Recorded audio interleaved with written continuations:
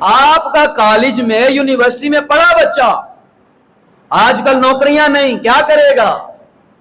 کالجوں میں ہنر نہیں سکھاتے، یونیورسٹیوں میں ہنر نہیں سکھاتے، آج آ کے نوکری کرے گا، ایک نوکری سے زیادہ وہ کچھ کر نہیں سکتا۔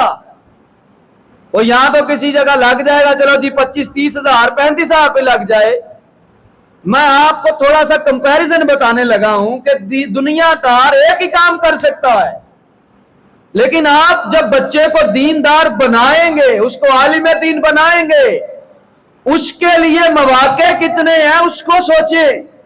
آپ کا وہ بچہ امام مسجد بن سکتا ہے، ایک ہی وقت میں وہ خطیب بھی بن سکتا ہے، امام بھی بن سکتا ہے، بچے پڑھا سکتا ہے، مدرسے کے اندر قاری لگ سکتا ہے، جامعہ میں استاد لگ سکتا ہے۔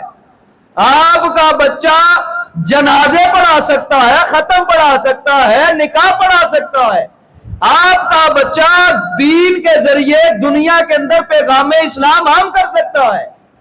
اتنے مواقع ہیں، لیکن اس کے لیے جو اپنے بچوں کو دین کی طرف لے کر آتا ہے، ہم اپنے بچوں کو دین کی طرف لاتے ہی نہیں۔ دعوت اسلامی کا ماحول ہمارے سامنے ہے۔ دعوت اسلامی کی مرکزی مجلس شورا کے نگران الحاج مولانا عمران اتاری دامت برکاتہم العالیہ، آپ فرماتے ہیں خرچے بہت ہیں، مہنگائی بہت ہے، لیکن آپ کی سوچ ہے، آپ اظہار فرماتے ہیں میرا دل کرتا ہے امام مسجد کی تنخواہ 1 لاکھ ہو، پھر دیکھتا ہوں کون اپنے بچے کو امام نہیں بناتا۔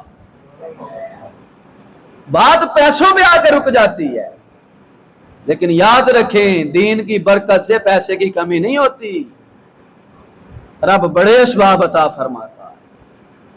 یہاں ایک جاب چھوٹ جائے نا تو گھر میں لالے پڑ جاتے ہیں، لیکن دیندار کو مسئلہ نہیں، مدرسے سے چھوٹ بھی گیا تو امامت کر رہا ہے، گھر چل جائے گا، جمعہ پڑھا رہا ہے گھر چل جائے گا، ٹیوشن پڑھا رہا ہے گھر چل جائے گا۔ دنیا بھر کے اندر آن لائن سسٹم موجود ہے، آن لائن بچوں کو باہر پڑھا رہا ہے، گھر چل جائے گا، بلکہ گھر اپنا بھی چلے گا، دوسروں کے بھی چلانے والے بن جائے گا۔ یہ دین کی برکت ہے، ہم دین کی طرف آئے تو صحیح، ہم آتے ہی نہیں۔